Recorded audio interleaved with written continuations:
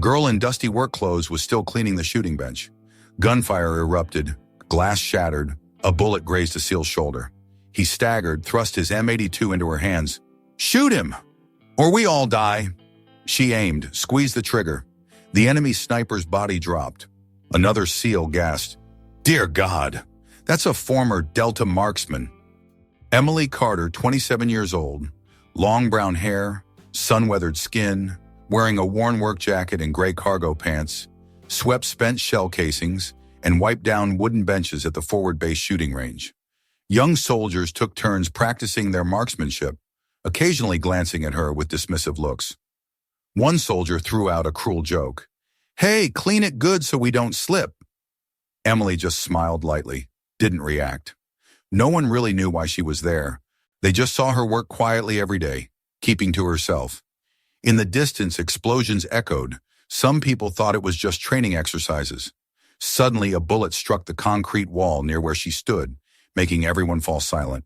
A wounded SEAL clutching a Barrett M82 rifle stumbled inside, blood soaking through his sleeve. He looked around desperately for a marksman, but everyone had been deployed to the front lines. His eyes stopped on Emily.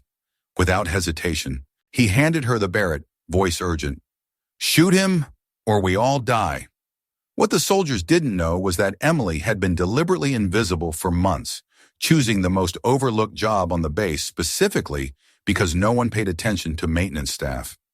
She had wanted anonymity, a chance to disappear from the life she used to live. But there were signs for those who knew how to look. The way she automatically checked sight lines when entering any room. How she instinctively positioned herself with clear views of all entrances. The fact that she never stood in the same spot for more than a few minutes during her cleaning routine. The younger soldiers saw these behaviors as quirks, nervous habits from someone who didn't belong in a military environment. They couldn't recognize the tactical awareness that had been drilled into her through years of the most dangerous operations imaginable. Emily had been running from her past, trying to find a way to serve without killing, to contribute without destroying. She had convinced herself that she could leave that part of herself behind, that the skills and instincts could be buried under mundane work and quiet routines. But holding the Barrett M82 again felt like coming home to a place she had tried to forget. The weight was familiar, the balance perfect, every control and adjustment exactly where muscle memory expected them to be. For just a moment, she hesitated, not from lack of ability, but from the knowledge that once she pulled that trigger, her carefully constructed new life would be over. A soldier later recalled, "The way she held that Barrett wasn't someone touching a rifle for the first time." Emily immediately ran to the nearest shooting tower, climbing while checking the rifle's safety mechanisms. She pressed her eye to the scope, identifying the enemy sniper's position. He was lying on a warehouse roof over 1,200 meters away, rifle locked onto the base entrance. Crosswinds, harsh sunlight, extremely difficult shooting conditions. A soldier watching through support cameras whispered, "Impossible to hit anything at that distance." Emily rotated the barrel, adjusted elevation, breathing steady, eyes sharp as blades. One trigger squeeze. The enemy's scope shattered. He collapsed on the rooftop. But she didn't stop there. Emily shifted her aim left, spotting two support gunmen approaching the base's right flank. 3 consecutive shots, both targets dropped before they could open fire. Radio crackled with surprise. "Who are you?" Emily replied simply, "Maintenance staff." In that moment, everyone began looking at her differently. What they were witnessing wasn't luck or beginner's fortune. The speed of target acquisition, the precision under pressure, the ability to track multiple threats simultaneously. These were skills that took years to develop and could only be maintained through constant practice. The way Emily moved between shots revealed advanced sniper techniques that weren't taught in standard military training. She repositioned after each engagement, never staying in the same spot long enough for counter-snipers to lock onto her location. Her breathing pattern remained controlled throughout the engagement, a sign of someone who had performed under combat stress many times before. Most importantly, she showed no emotional reaction to the kills, no celebration, no shock, just professional assessment of whether additional threats remained. A seasoned SEAL watching from below recognized the tactical sophistication immediately. "That's not military training," he murmured to his teammate. That's special operations level expertise. Emily's choice of shooting positions showed intimate knowledge of ballistics and angles that went far beyond what any maintenance worker should possess. She had instinctively chosen the optimal firing point for the range and conditions, factoring in wind patterns and sight lines that would take most snipers several minutes to calculate. The Barrett M82 is not an easy weapon to master. Its massive recoil, complex ballistics, and precise adjustments require extensive training to use effectively. Yet Emily had handled it like an extension of her own body, making adjustments by feel rather than measurement. "Look at her stance," another observer noted quietly. "She's not bracing against the recoil. She's absorbing and redirecting it. That's advanced technique." As Emily descended from the tower, she moved with the same unhurried efficiency she brought to cleaning duties. But now everyone could see it differently. Not as the movements of someone who didn't belong, but as the controlled precision of someone who belonged everywhere. The soldiers who had mocked her earlier were now staring with something approaching awe. They had been sharing their base with someone whose expertise far exceeded their own, and they had never noticed. Emily handed the Barrett back to the wounded SEAL without ceremony, already scanning the perimeter for additional threats.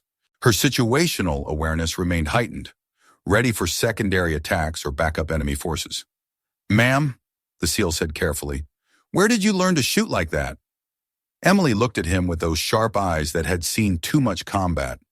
"You pick things up." But her deflection only raised more questions. The precision, the tactical awareness, the comfort with high-end military equipment, everything pointed to a background that didn't match her current position. Later, reviewing camera footage, they discovered she had changed shooting positions 3 times in under 90 seconds, a technique only found in special operations snipers. When the danger passed, the SEAL team gathered to assess the situation. The SEAL commander approached, looking directly at Emily. "Carter, didn't expect to see you here." Several soldiers were surprised. "You know her, sir?" The commander nodded. "She used to be chief medic and marksman for Delta Force. People called her Hawkeye Medic." The entire shooting range fell silent. Emily bowed her head slightly, said nothing. The truth began to emerge. She had left Delta after a failed mission that cost a teammate's life. Though not her fault, Emily couldn't forgive herself. She had chosen to leave the military, requesting a simple job at the forward base to live quietly. Today, in a life-or-death situation, her old instincts and skills had returned, saving the entire base. Some soldiers who had previously mocked her approached, not with flowery words, just nodding their thanks. The revelation transformed how everyone understood what they had witnessed. This wasn't a maintenance worker who got lucky with a rifle. This was one of the military's most elite operatives who had been hiding in plain sight. Hawkeye Medic was a legend in special operations circles. Stories circulated about impossible shots made while simultaneously treating wounded soldiers, about missions where she had served as both the team's medical officer and primary sniper. Delta Force cross-training was rare and extremely demanding. To qualify as both a combat medic and designated marksman required mastering 2 completely different skill sets at the highest level. Only a handful of operatives had ever achieved dual certification. The failed mission that had driven Emily into exile had been classified at the highest levels, but rumors existed. A deep cover operation that had gone wrong, multiple casualties, impossible choices made under extreme pressure. Emily had been decorated for her actions, but the decorations meant nothing to someone who measured success by whether everyone came home alive. "Why maintenance work?" the commander asked gently. Emily was quiet for a long moment. "I needed to remember what it felt like to build things instead of destroy them." The confession revealed the psychological toll that elite operations took on even the most capable soldiers. Emily had been trying to heal from experiences that officially never happened, to find a way to serve without killing, to contribute without the moral complexity that came with special operations work. But today had shown that some skills couldn't be unlearned, that when lives were truly at stake, training and instinct would override personal preferences. The muscle memory, the tactical awareness, the ability to remain calm under pressure, these were permanent parts of who she had become. "The team you lost," the commander said carefully, "it wasn't your fault." "I know," Emily replied, But knowing doesn't change how it feels. This was the real story behind her exile. Not professional failure, but the weight of survival guilt that drove many elite soldiers to seek anonymity. Emily had been carrying the burden of someone who had made all the right decisions but still lost people she cared about. The younger soldiers were beginning to understand that they were in the presence of someone whose experience went far beyond their comprehension. She had operated at levels of danger and responsibility that most of them would never encounter. "Will you stay?" one asked hesitantly. Emily looked around at the faces watching her, no longer dismissive or mocking, but respectful and genuinely curious. These people had accepted her when they thought she was nobody special. Maybe they could accept her now that they knew who she really was. "I still have cleaning to finish," she said with a small smile. It was a non-answer that somehow felt like a promise. Emily wasn't ready to return to active special operations, but she was beginning to see that there might be ways to use her expertise that didn't require her to become someone she didn't want to be again. The base had gained more than just effective defense that day. They had discovered that extraordinary people sometimes chose ordinary lives, and that recognizing their value might convince them to share their gifts with others. As word spread about what had happened, Emily knew her quiet anonymity was over. But maybe that wasn't entirely a bad thing. After the incident, Emily continued her cleaning work at the shooting range. But now when she walked by, soldiers greeted her respectfully, some even asking her to help adjust their shooting stances. The SEAL commander suggested she train new recruits in marksmanship. Emily agreed but said, "The most important thing isn't shooting well. It's protecting the person next to you."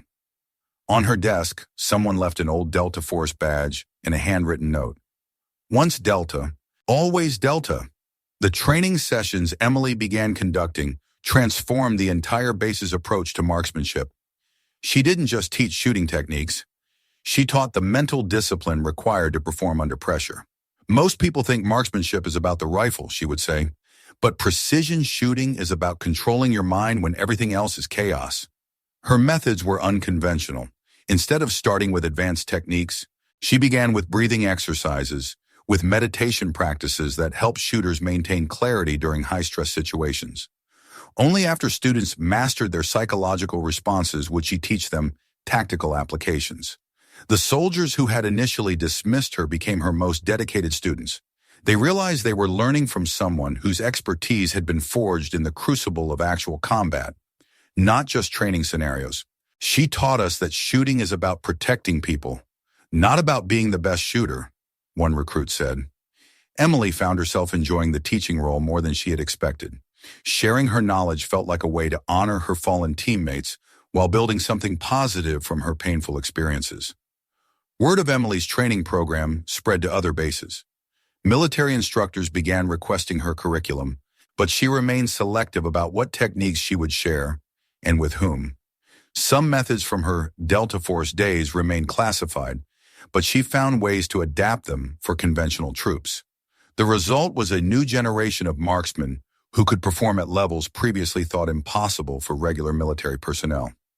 6 months later, the base commander officially offered Emily a position as chief marksmanship instructor.